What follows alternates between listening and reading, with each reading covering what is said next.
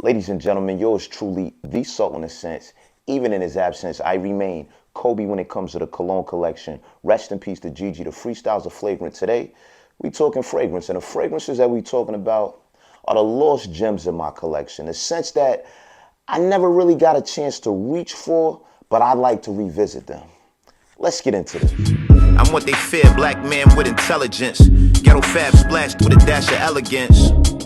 Well spoken but could tell him hood. Attitude funky but that boy be smelling good. Not just a rapper, I'm a poet. They point out all my flaws but fail to mention my heroics. Through the ages, different phases. Went from playing with razors to Dolce Gabbana blazers. No more child's play, we grown. Less bottles of Patron, more bottles of Cologne. It's like a cheat code to make a coochie melt. She paying more attention to your fragrance than your Gucci belt. So go to Bloomies, cop a bottle or two. Get some sense for your girl, cop some bottles for you. I'm giving out lessons. Come and take a part of this class. Before you spray that fragrance on, make sure you washing your ass. Look, that's just something that I got to say. Step your collection up, no more Axe body spray. So in a sense, so what a hater gonna tell me? I'm Kobe when it comes to the colognes. You smell me?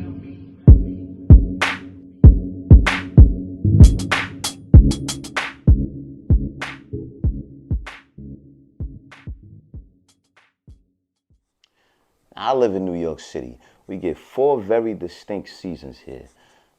We used to get 4. We get like 2.5 now. But I'm very particular about my fragrances and the time of year that I wear them. Now, as the seasons change, I find myself reaching for my old favorites, but I want to give some attention to the scents that didn't really get no burn in the past, but we're going to revisit them and see if they get a chance to make it to the top shelf. As time goes on, your palate changes and the composition of the fragrance changes in a bottle, and you might find yourself liking it all over again, a scent that you didn't really enjoy in the past. It's kind of like when you go to that girl house that you ain't seen in a while, and she doing new tricks, and it's like, yo, who taught you that? I like that. Same thing with the scents. But before we get into these, like this video, subscribe to my channel, and share it with your friend whose house is most funny, because chances are, if the crib stinks, they do too. Now, without further ado, let's get into this news you could use. Now, anybody that knows me, they know that my favorite house is Parfum de Marly. So I had this bottle in my collection for a while. Parfum de Marly's Hobdon. That's right. Niche fragrance. You see the quality and the presentation on that. It's immaculate. I got this, I think 2020, around the time the pandemic was around and money was just falling from the sky.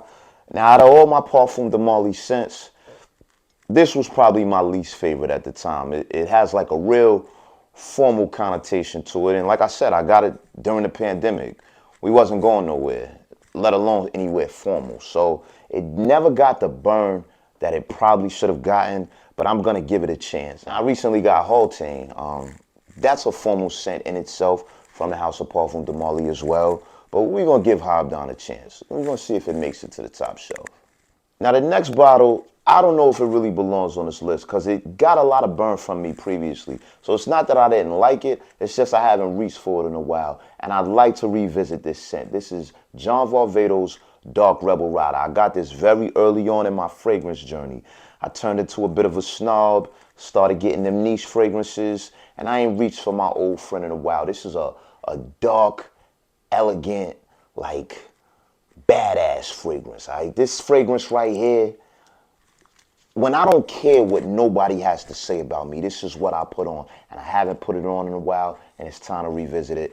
See if I like it as much as I did before. Maybe it gets to the top shelf, maybe it goes to the bottom. I'll let y'all know. Now, the next scent that we got to talk about is Amen from Thierry Muller. Pure malt, all right? Y'all seen these bottles. These are collectors. This is discontinued. I got this around 2020. I got a bunch of other Amens, Ultimate, Havan, the OG. At the time, this was my least favorite, but I sprayed it in the air the other day, and it had a real mature scent that I think I need to get back into. I think this might make it to the top shelf. I'm not gonna lie, because I really enjoyed what it was doing when I sprayed it in the air the other day. Now, the next scent I'm gonna talk about is from the house of Killian. That's Apple Brandy on the Rocks, all right? It almost looks like a shot of Apple Brandy on the Rocks because Some of you may know Killian is the grandson to Hennessy, and all his fragrances are fashioned to smell boozy. Now, the star of this collection is Angel Share, which is sitting on the top shelf. So because I wear Angel Share so much, Apple Brandy on the Rocks didn't get much burn. They had a Apple Brandy that got discontinued, and then they made this. The Apple Brandy that got discontinued didn't have much longevity, so maybe that's why I didn't really give this much of a chance. But I think it's time to revisit it. Angel Share is a little more boozy, and Angel Share is like if we comparing this to Angel Share is like that yak when you really want to get like slizzed, you know what I mean? This right here is like the tequila when you just want to stay mild, you know? So we're going to revisit this, see if we sit it up there right next to his brother. Now the next scent, some of y'all may be familiar with the bottle, but you might not know exactly what this is. This is Jean-Paul Gaultier Le Male Parfum, okay? The regular Le Male, that got a little more burn. No, it got a lot more, because I wore it around a girl one time, and we had a good night, all right? So this right here, a little more mature than the OG. The OG is the little brother, like that soft powdery. It's a little more potent. It's got the same DNA. I don't like to hold on to this bottle for too long, because the bottle is wild pause. So just know, this is going to be getting a lot more burn this season. Pause.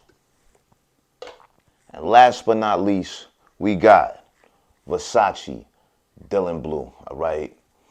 This right here was gifted to me by a young lady who I didn't really like that much. You know, she was cool, but we had a little falling out. So I guess since I didn't really like her, I didn't really like the scent. It's a blue scent. All blue scents are fashioned to smell similar to Chanel blue. That's the truest blue. You know, the Crips should probably wear that. But none of them really measure up to where Chanel blue is. But we're going to revisit this. I doubt it'll make it to the top, but we're going to see what it's about. Now, I know a lot of y'all be asking me for my top 5 fall list or my top 5 winner list. But before I get into those, I had to revisit the ones that I already got in my collection, because fragrances is an expensive habit. So before I get into the ones that are new that I want to wear, I'm going to revisit some of the oldies, all right, and see if they make it to the top shelf once again. Now remember, I don't do this for views. This is the news you could use. I need y'all to wash y'all ass. I need y'all to keep your distance, mind your business, and step your collection up.